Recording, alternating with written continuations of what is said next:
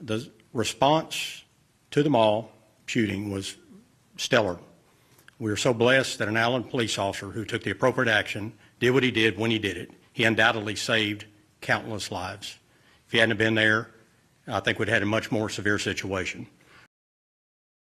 I believe the event was like 3 to 4 minutes from the time that the first shots were fired. I think it was 3:37 or something like that.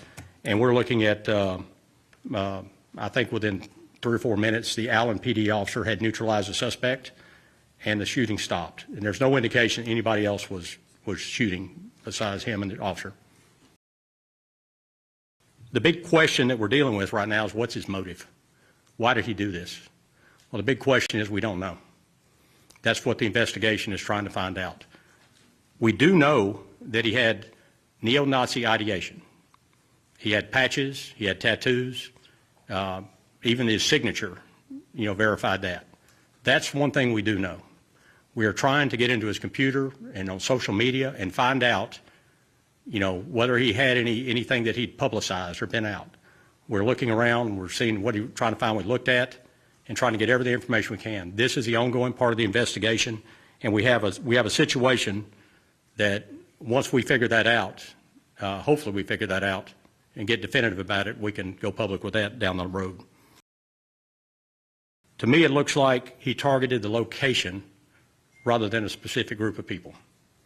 He was very random in the people he killed. It didn't matter the age, same race or sex. He just shot people, and which is horrific in itself. We've identified the shooter, and his name has been made public. He's from the Dallas area, so the FBI, Dallas PD assisted. We ran warrants down on his residence, his actual parents' house, and I believe hotel residence, to see what evidence we could glean from that. The FBI has his computers, cell phones, and other evidence, and they're in the process of trying to do digital forensics, as the SAC mentioned, to go ahead and ascertain what type of evidence we can get off of that. The shooter had no CCH, no criminal history. So he had no documentable criminal history on him. He was in the U.S. Army, and that's been posted on the media, in 2008. He was in basic training. I think early on in basic training they realized, from what I've seen, that he was not a fit for the Army, and so they separated him from the Army, before he got out of the training mode. There were some questions, about his fitness for duty. That information will be forthcoming later on as we dig into the investigation. He had 8 weapons with him. He had 3 on his person, and he had 5 in his vehicle. The Bureau of Alcohol, Tobacco, and Firearms has run traces on all the weapons. All of the weapons were legally obtained by the shooter.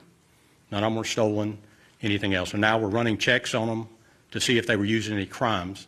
But at this time, we haven't uncovered anything in that regard.